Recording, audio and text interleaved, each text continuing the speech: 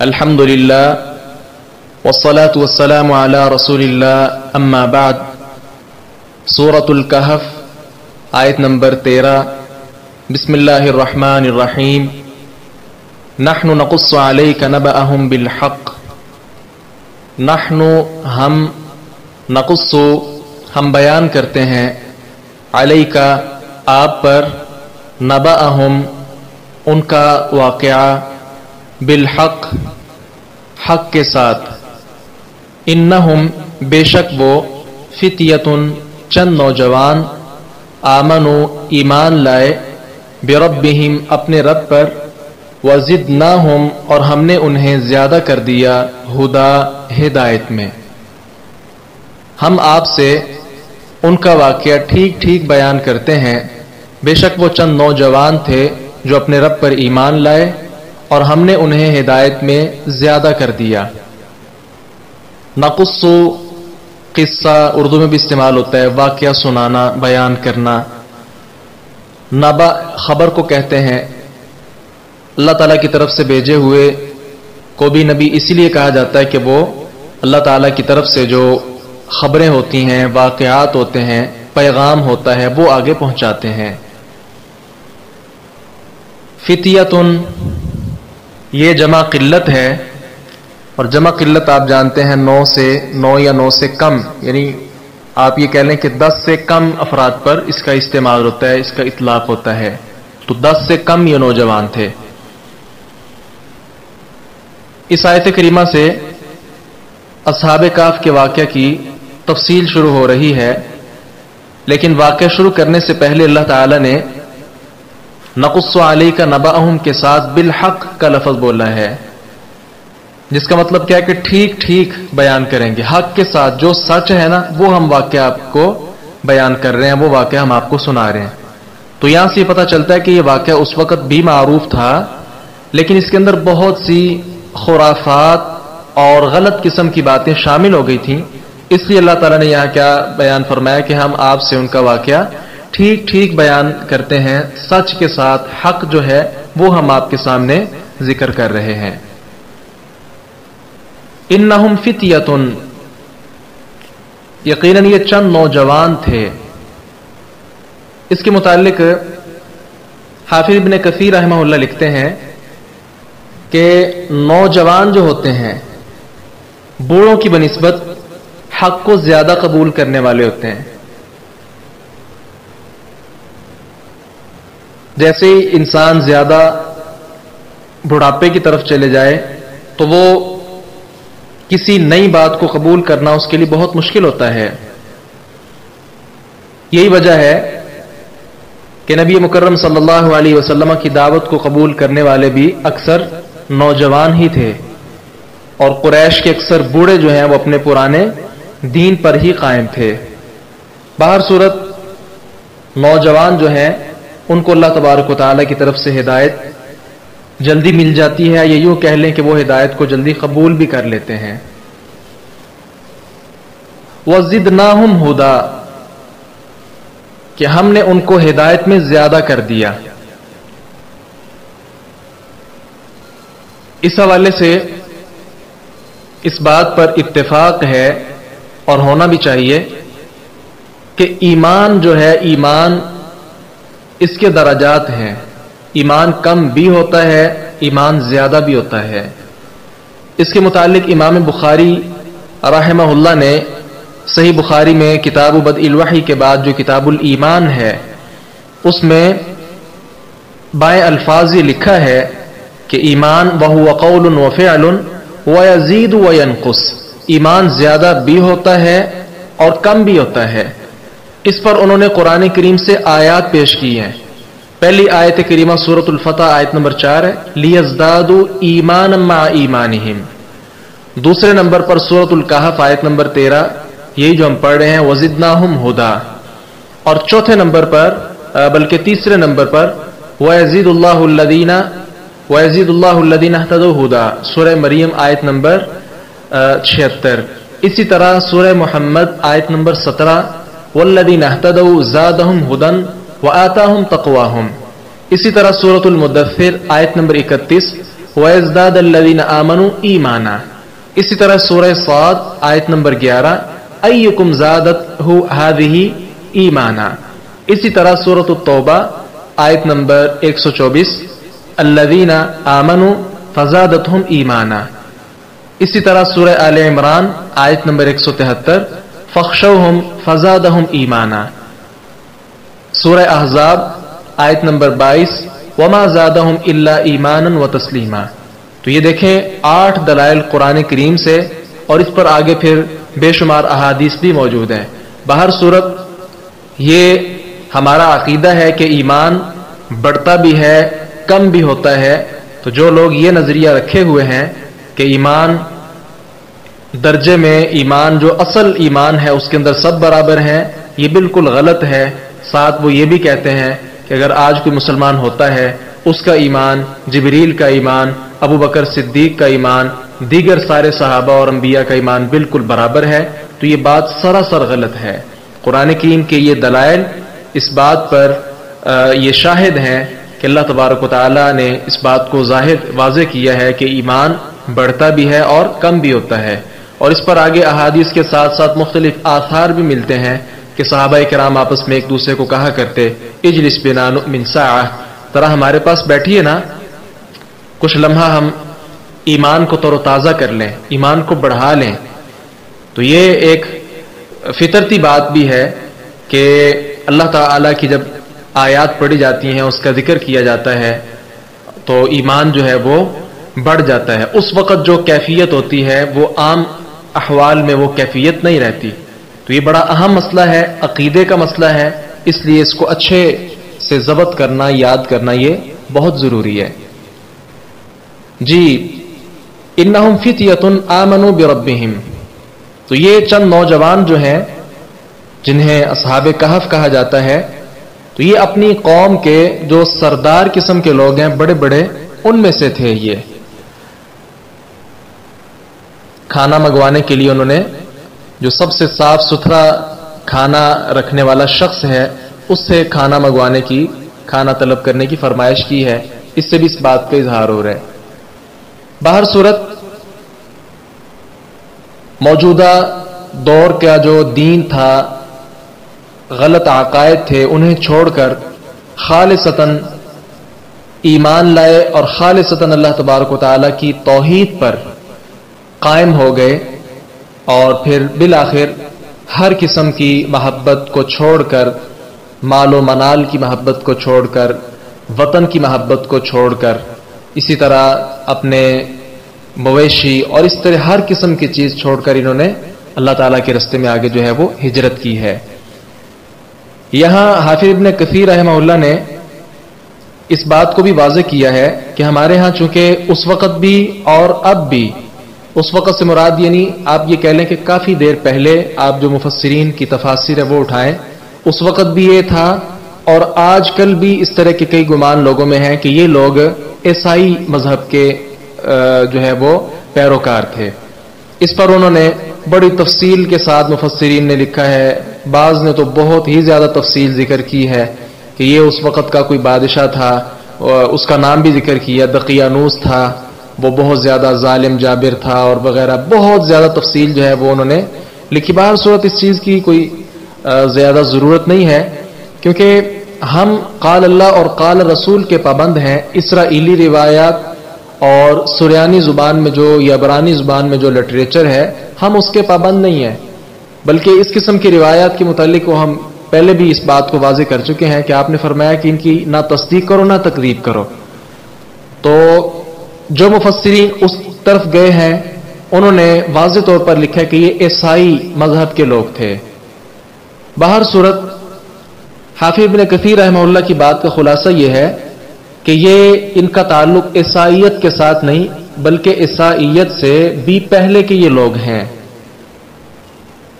اس پر انہوں نے بطور استشہاد یہ لکھا ہے کہ عبداللہ ابن عباس رضی اللہ عنہما والی جو روایت پچھلے سبق میں بیان کر چکے ہیں اس آیت کے سبب نزول کے حوالے سے،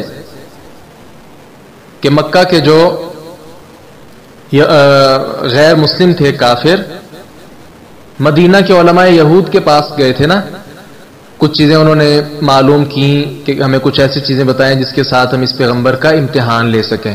تو انہوں نے 3 چیزیں ذکر کی تھیں: اصحاب کہف، ذوالقرنین اور روح کے بارے میں ان سے متعلق آپ جو ہے وہ جا کر سوال کریں. تو یہاں سے حافظ کثیر رحمہ اللہ نے لکھا ہے کہ یہ یہودی تھے. اصحاب کہف جو ہے ان کا یہ یہودی المذہب تھے، کیونکہ یہود حالات و واقعات جو ہیں وہ اپنے ہی لوگوں کے سن سکتے ہیں اور بیان کر سکتے ہیں. تو گویا یہاں سے بھی یہ جو ہم نے پڑھا کہ نحن نقص علیک نبأہم بالحق، حق کے ساتھ بیان کرتے ہیں، تو اس سے بھی اس بات کا اظہار ہو رہا ہے. واللہ عالم یہ ہم کنفرم بات نہیں کہہ سکتے. حافظ ابن کثیر رحمہ اللہ کی تحقیق ہے، وہ آپ کے سامنے ذکر کر رہا ہوں. عیسائی اور یہودی ان کی اس وقت بھی بہت زیادہ سخت عداوت تھی. تو اگر یہ لوگ عیسائی ہوتے تو یہودیوں کو عیسائیوں کے ساتھ کیا لینا دینا؟ اس لیے انہوں نے اپنے مذہب سے تعلق رکھنے والے جو اصحاب کہف ہیں ان کے متعلق دریافت کیا تھا. تو ان کا آگے ذکر پھر یہ ساری سورہ مبارکہ اس کے اندر ہوا، اور اس کا نام بھی سورۃ الکہف جو ہے وہ طے پایا. باہر صورت انہوں نے یہ لکھا ہے کہ عیسائیت دور سے کافی پہلے کے یہ لوگ تھے جو یہودی المذہب تھے. واللہ عالم. وَرَبَطْنَا عَلَى قُلُوبِهِمْ اذ قاموا فقالوا ربنا رب السماوات والارض. وربطنا، اور ہم نے باندھ دیے، علی قلوبہم ان کے دلوں پر، اذ جب، قاموا وہ کھڑے ہوئے، فقالوا تو انہوں نے کہا، ربنا ہمارا رب، رب السماوات آسمانوں کا رب، والارض اور زمین کا رب ہے، لن ہرگز نہیں، ندعوا ہم پکاریں گے، من دونہ اس کے سوا، الہن کسی معبود کو بھی، لقد بلا شبہ یقیناً، قلنا ہم نے کہی، اذن اس وقت، شططا زیادتی کی بات. اور ہم نے ان کے دلوں پر باندھ دیا. جب وہ کھڑے ہوئے تو انہوں نے کہا ہمارا رب آسمانوں اور زمین کا رب ہے، ہم اس کے سوا کسی معبود کو ہرگز نہ پکاریں گے، بلا شبہ یقیناً ہم نے اس وقت حد سے گزری ہوئی بات کہی. ربطنا ربطن سے ہے جس کا مطلب ہوتا ہے باندھنا.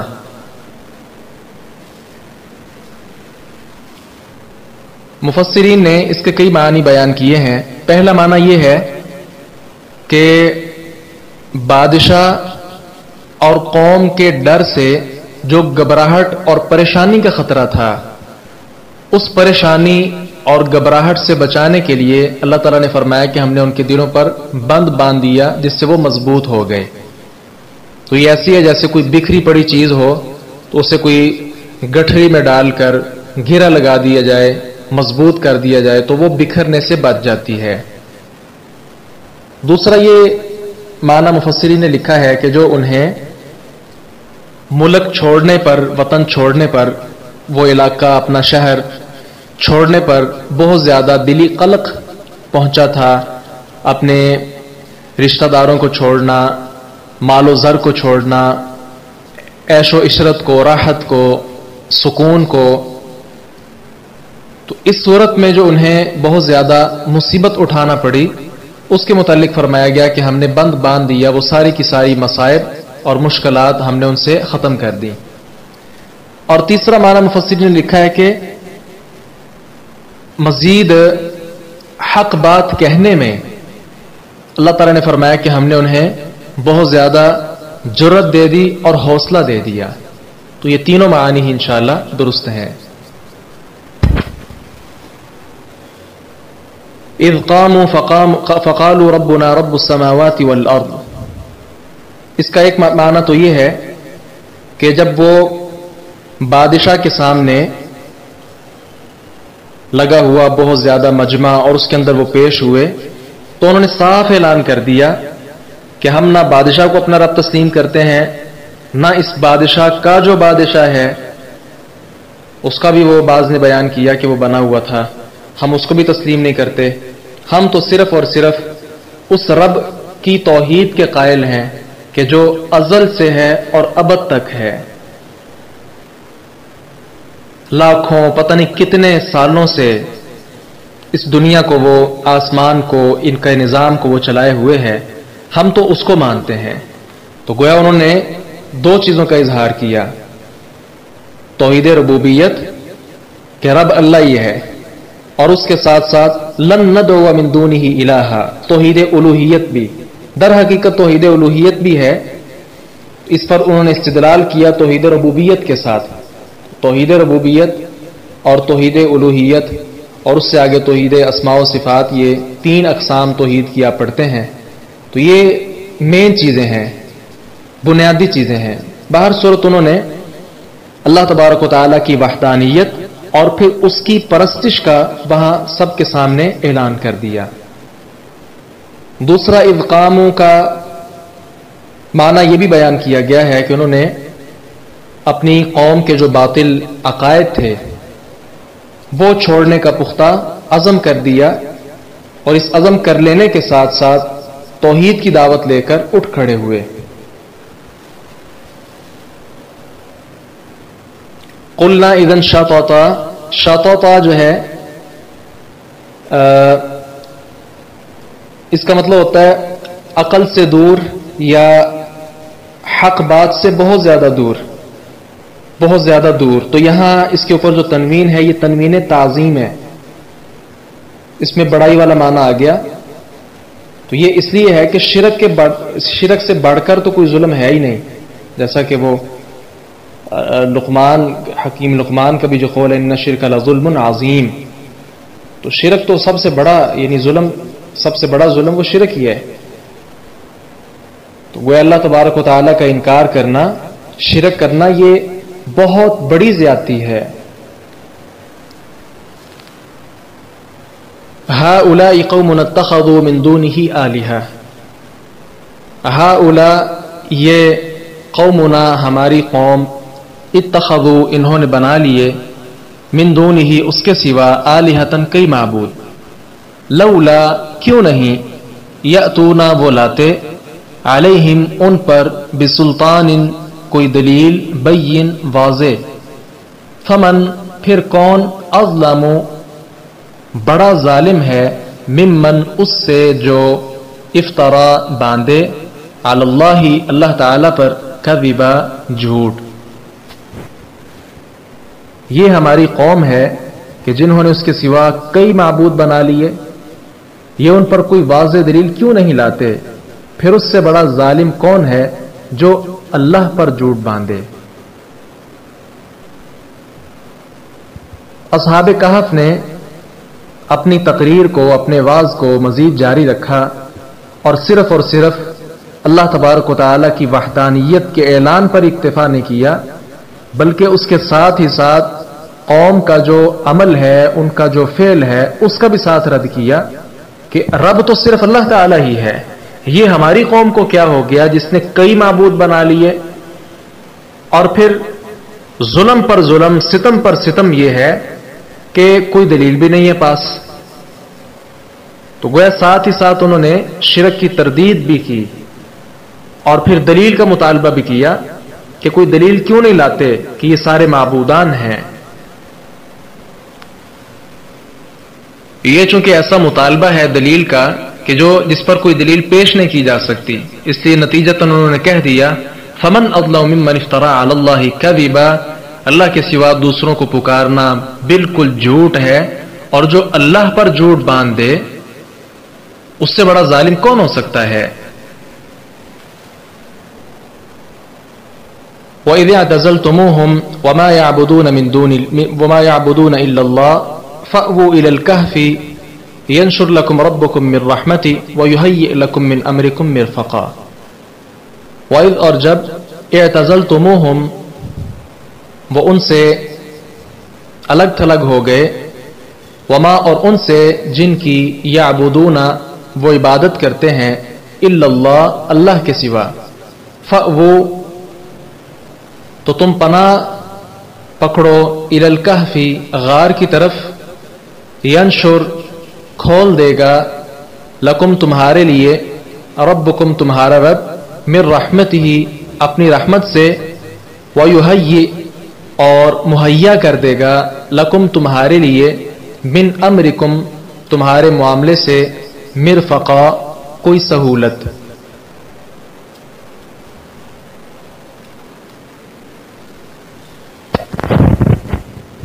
اور جب تم ان سے الگ تھلگ ہو چکے اور ان چیزوں سے بھی جن کی وہ اللہ کے سوا عبادت کرتے ہیں تو کسی غار کی طرف جا کر پناہ لے لو، تمہارا رب تمہارے لیے اپنی کچھ رحمت کھول دے گا اور تمہارے لیے تمہارے کام میں کوئی سہولت مہیا کر دے گا.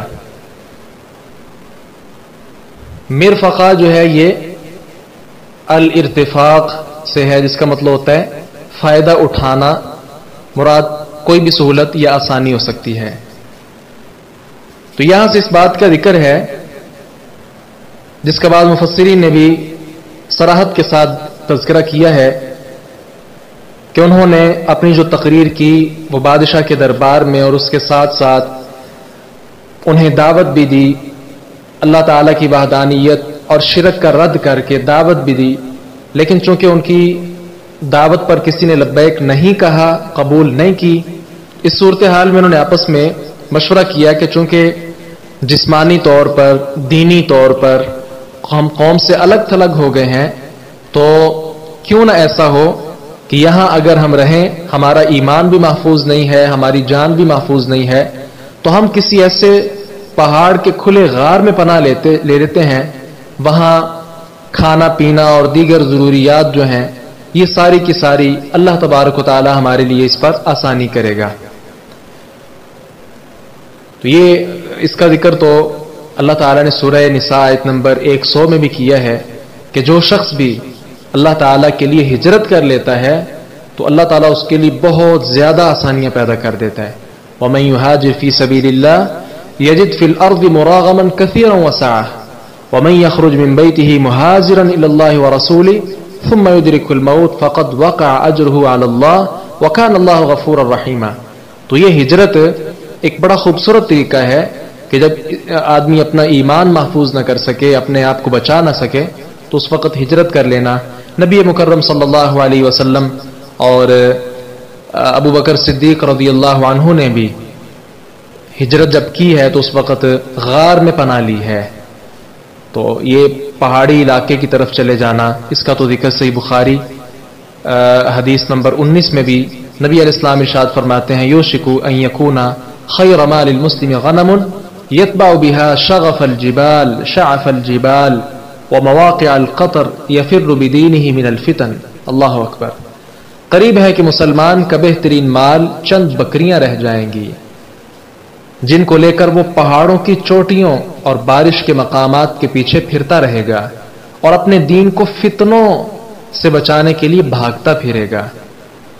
تو یہ اہل اسلام جو ہے، اہل ایمان، یہ پرفتن دور میں فتنوں کے اندر مبتلا نہیں ہو جاتے بلکہ ہر ممکن کوشش کرتے ہیں کہ اپنے ایمان کو محفوظ کر لیں. یہاں سے ایک مسئلہ بھی سمجھیے کہ الگ تھلگ ہو جانا، عزلت پسند جو لوگ ہیں، عزلت اختیار کر جانا، یہ شرعی طور پر کیسا ہے؟ اس کے متعلق یاد رکھیں اگر تو صورتحال ایسی ہو جیسی ہم اصحاب کہف کے قصے میں پڑھ رہے ہیں تو پھر تو چلے انسان جا سکتا ہے. لیکن اس دور میں جہاں ہم رہتے ہیں، رہبانیت اختیار کر جانا، عزلت اختیار کر کے کوئی ایسی جگہ تلاش کرنا جہاں کوئی بھی انسان نہ ہو، ساری دنیا سے بالکل یعنی رابطہ منقطع کر دینا، تو یہ چیز درست نہیں ہے. کیونکہ اصحاب کہف نے اپنوں سے دوری اختیار نہیں کی بلکہ انہوں نے تو کافروں سے، اور وقت کا جو بادشاہ جس کے متعلق بعض نے لکھا ہے کہ اس نے پھر ڈانٹ ڈپٹ اور دھمکیاں دینا بھی شروع کر دی تھیں، تو انہوں نے اپنی جان اور مال کو محفوظ کرنے کے لیے، جان کو اور اپنے ایمان کو محفوظ کرنے کے لیے غار کی طرف ہجرت کی ہے. تو انہوں نے تو کافروں سے ہجرت کی ہے. اور اب اگر کوئی آدمی ایسا چاہے کہ میں ایسا کروں، تو جیسا کہ مفسرین نے لکھا ہے کہ وہ جمعہ کے اندر حاضر ہونا یہ فرض ہے مسلمان کے اوپر، تو وہ کیسے حاضر ہوگا جمعہ کے لیے؟ با جماعت نماز ادا کرنا یہ بھی فرض ہے، تو کیسے باجماعت نماز ادا کرے گا وہ؟ اسی طرح رشتہ داری، ملنا، میل جول رکھنا، تو یہ سارے حقوق جو ہیں یہ بھی سارے ختم ہو جائیں گے. لہذا یہ ہمارے ہاں جو رہبانیت چل رہی ہے اس کی کوئی بھی گنجائش نہیں ہے. وَيُهَيِّئْ لَكُم مِّنْ أَمْرِكُم مِّرْفَقًا، کہ وہ تمہارے معاملے میں اللہ تعالیٰ آسانی پیدا کر دے گا. اس کا مطلب کیا ہے کہ ہم سب کچھ چھوڑ کر جب اللہ کے لیے چلے جائیں گے، حدیث بھی ہے من کان للہ کان اللہ لہ، جو اللہ کا ہو جاتا ہے پھر اللہ اس کا ہو جاتا ہے، اس کے لیے اللہ تعالیٰ خیر و برکات کے راستے آسان کر دیتا ہے. تو انہوں نے آپس میں بھی یہی بات کی کہ ہم جب اللہ کے لیے وہاں جائیں گے تو اللہ تعالیٰ ہمارے لیے بہت زیادہ آسانی پیدا کر دے گا.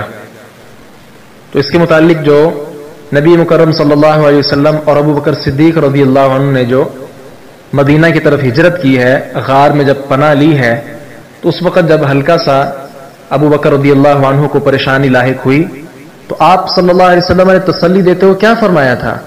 ما ظنک یا ابا بکر باثنین اللہ ثالثہما، ابو بکر ان دونوں کے بارے میں تمہارا کیا خیال ہے کہ جن کے ساتھ تیسرا اللہ تعالی ہے؟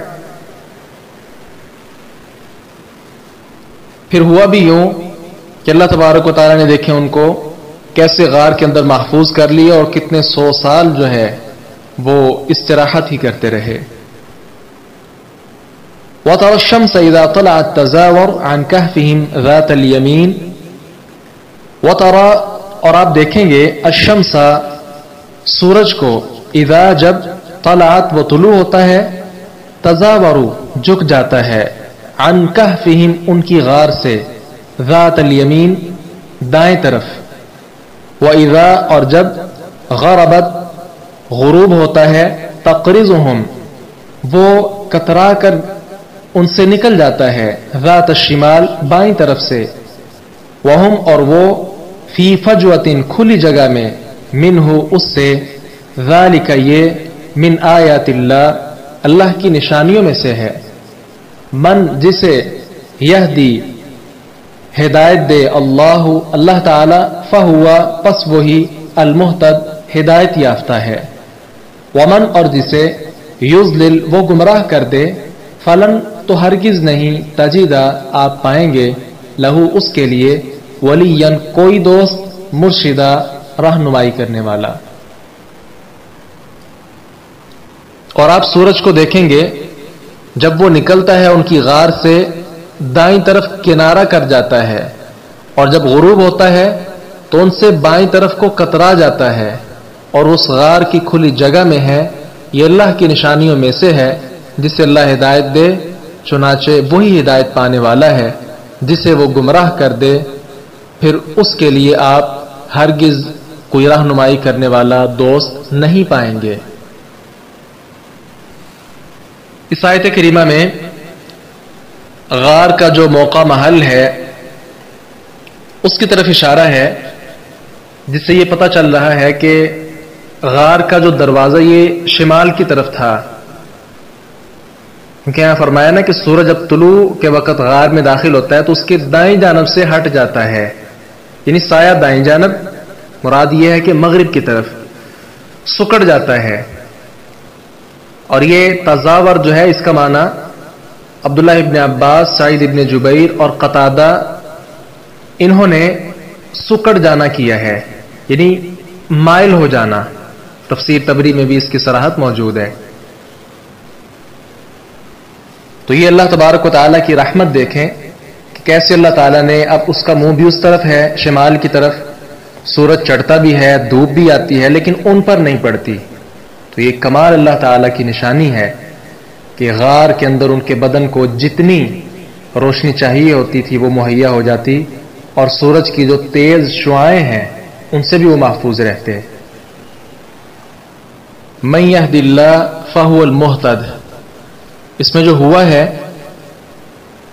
معرفہ، اس کے بعد خبر بھی معرفہ ہے، اس کے اوپر بھی المہتد کے اوپر بھی الف لام داخل ہے، تو اس سے معنی میں حصر پیدا ہو گیا، یعنی جسے اللہ تعالیٰ سیدھی راہ پر چلائے بس وہی سیدھی راہ پانے والا ہے، اس کے علاوہ جتنے رستے ہیں سارے کے سارے وہ باطل ہیں. تو یہاں سے اللہ تبارک و تعالیٰ نے ان پر جو احسان کیا اس کا ذکر ہے. اصحاب کہف جو ہے ان کو ایمان کی نعمت سے مالا مال کر دیا، پھر حق کا اعلان کرنے کی ان کو ہمت عطا کی، پھر ہجرت کی توفیق دے دی، غار میں جانے کا راستہ انہیں عطا فرما دیا، پھر وہاں زندہ رہنے کے لیے دھوپ اور ہوا کی جتنی مقدار انہیں ضرورت تھی اتنی دی، اور تیز شعاعوں سے جو جسم کے لیے نقصان دہ ہوتی ہیں ان سے بھی محفوظ کیا. اس کے ساتھ ساتھ لوگوں کی نگاہوں سے اور دشمن کی ہر قسم کی دسترت سے اللہ تبارک و تعالی نے ان کو محفوظ کر لیا. تو یہ در حقیقت ان کا اللہ تعالیٰ پر ایک توکل تھا، جس کا پہلے بھی ذکر ہوا کہ اللہ پر وہ نکلے تھے، یعنی اللہ تعالیٰ کے لیے وہ نکلے تھے، لہذا اللہ تبارک و تعالی نے ان کے لیے پھر رستے بھی ہموار کر دیے.